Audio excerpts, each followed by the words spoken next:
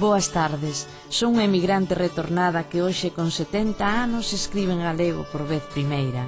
Acabo de tomar como todos os días o meu café co ben falado e dixen que de hoxe non pasaba sen vos poñer unhas letras. Viví moitos anos en Suíza. A convivencia con africanos e asiáticos fíxome ver que eu era europea. O trato cos suizos convenceume de que eu era española. Por razóns familiares vivín tamén uns anos en Toledo e aí acabeime de convencer de que son galega.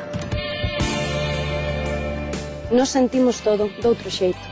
E para nós son importantes cousas que en Toledo, en Suiza, na India ou no Congo non importan nada.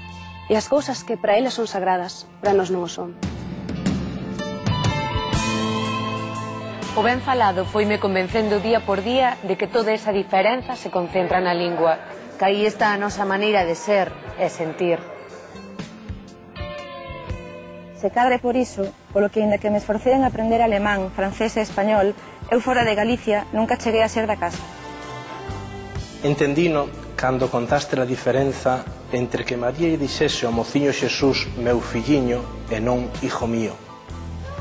A min chégame adentro o meu filliño, non sei como decilo, pero madre mía non me di o mesmo que miña naiciña.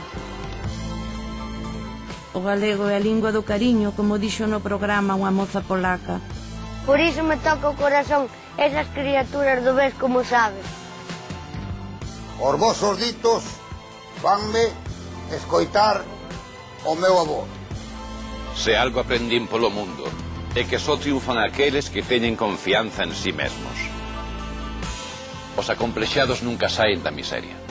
Cando explicaste os problemas que viviu o inglés e como saiu a flote, vin o presente e o futuro do galego.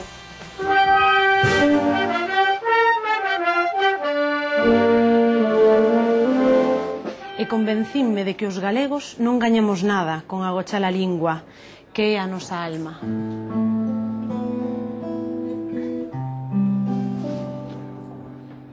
Ata hoxe falaba o galego con quen mo falaba. Hoxe decidín tomar eu a iniciativa de falalo. Graciñas. Desculpade que vos conte esta pouca cousa. O meu pai, para agradecer algo, dicía beizón, así que beizón polo ben falado. Perdín o meu xustillo, perdín o meu xustillo, perdín o rodo del Mirapepa, perdín o rodo del... Entre as mensaxes que vostedes nos fixeron chegar neste ano do ben falado, guardamos para hoxe esta carta dunha muller que, despois de traballar con xente do Congo e da India e de Suíza e de Toledo, e a pesar de falar español, francés e alemán, chegou á conclusión de que só en galego é da casa, de que só en galego di cousas que están ben ditas, pero que aínda non están nos libros, de que só en galego é dona da lingua.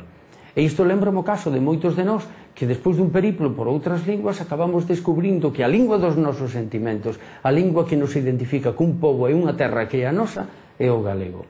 E claro, pouco importa que o falen moitos ou poucos. Como unha nai pouco importa que sexa alta ou baixa, é a nosa.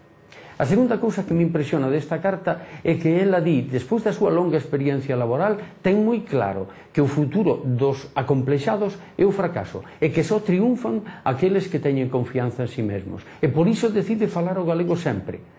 Fáganme caso. Aprendan idiomas e sexan moi respetuosos coas persoas que non falen galego, pero de entrada falen en galego. Estarán construindo a súa dignidade e o futuro de Galicia. Agora.